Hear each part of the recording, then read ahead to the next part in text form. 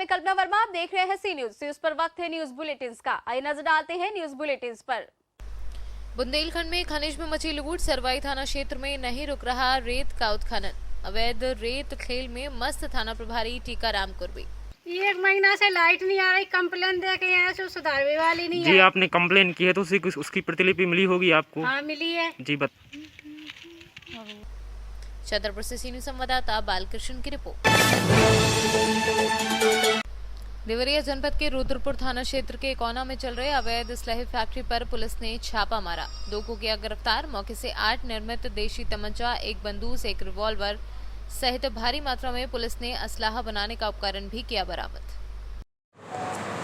इस जनपद के थाना रुद्रपुर और यशोजी की टीम ने एक अवैध हथियार बनाने की फैक्ट्री का भंडाफोड़ किया है और बड़ी रिकवरी की है।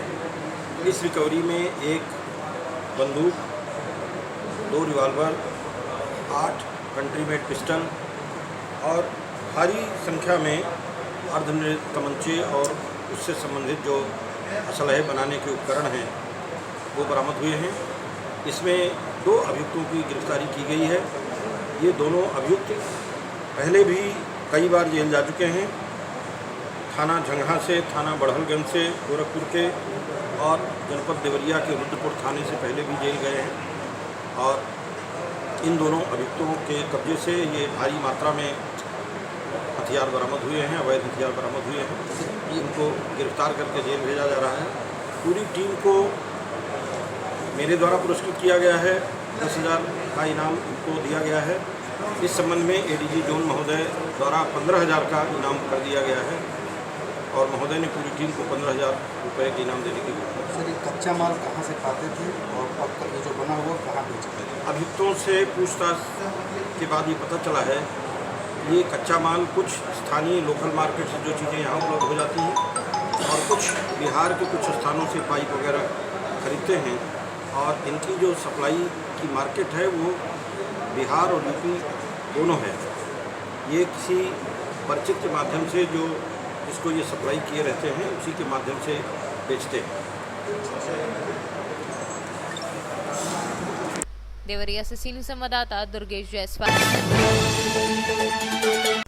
झांसी में किसान कांग्रेस कमेटी के जिलाध्यक्ष ने आवारा पशुओं द्वारा फसल नष्ट करने, खाद की कालाबाजारी, ओवर रेटिंग और बिजली व्यवस्था को लेकर एक ज्ञापन मोट तहसील में उच्च अधिकारियों को सौंपा।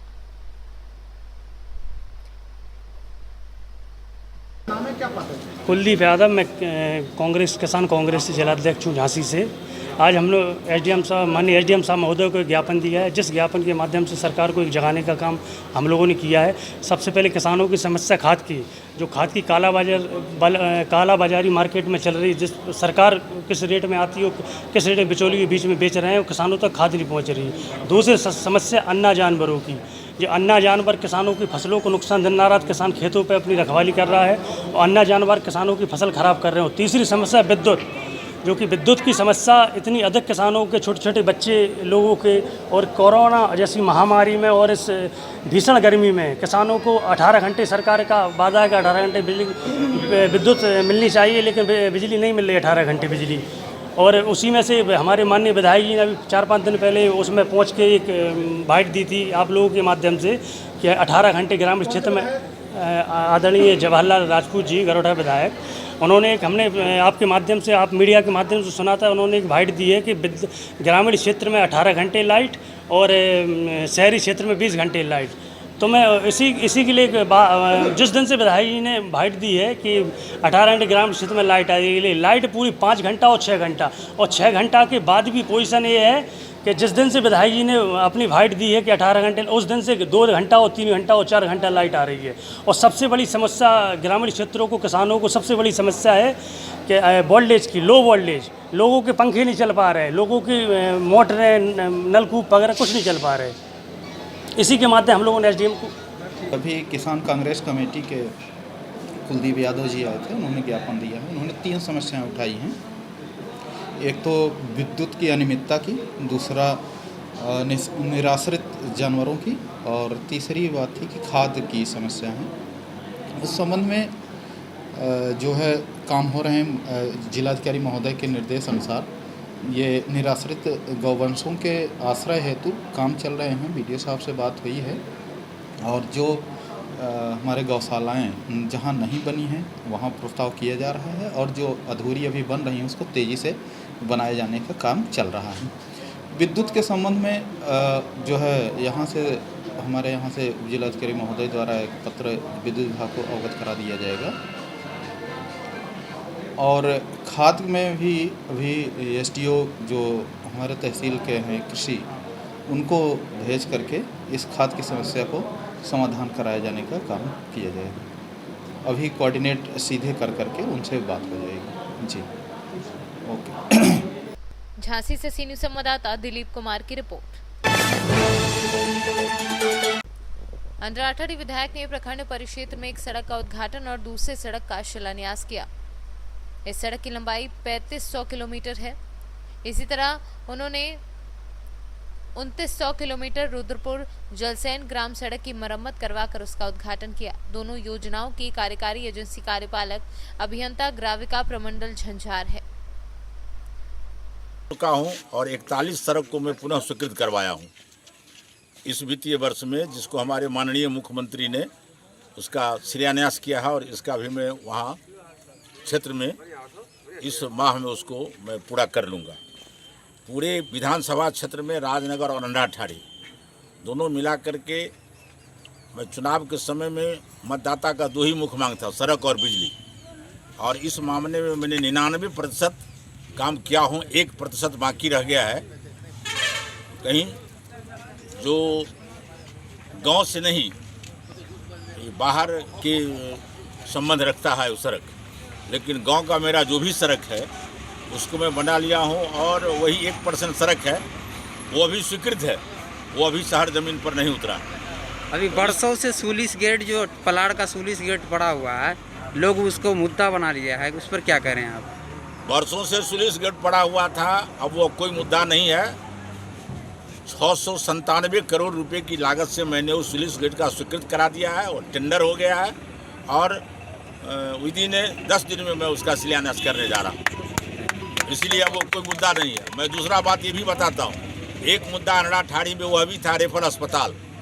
आपने देखा होगा जो आज से 10 रोज पहले मैंने इसका शिलान्यास किया और काम भी शुरू हो गया।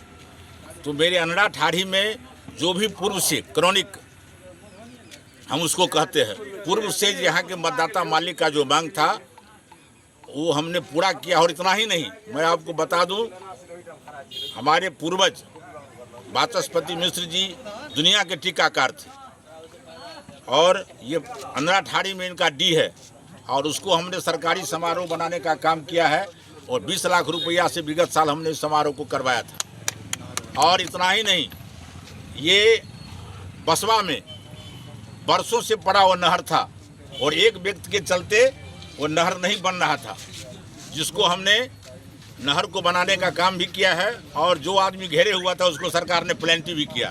इतना ही नहीं, मैं आपको बता दूं, कमला मेरे विधानसभा क्षेत्र को 2 भाग में बांटता है, इधर राजनगर और इधर अंडराठाड़ी।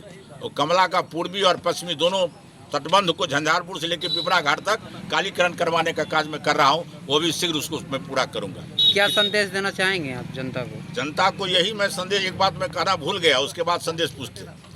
और 2 सुलिस गेट अलग से, एक सहुरिया में और एक यहाँ हर्री में, 2 सुलिस गेट 1 करोड़ 30 लाख के लागत से हम सुलिस गेट भी बनवाने जा रहे हैं, जिसका निकट भविष्य में टेंडर होगा। इसलिए इस परिस्थिति में मैं अपने मतदाता मालिक से ये आग्रह कर रहा हूँ, 5 साल मैंने आपके यहाँ मजदूरी किया है और निकट भविष्य में चुनाव होने वाला है।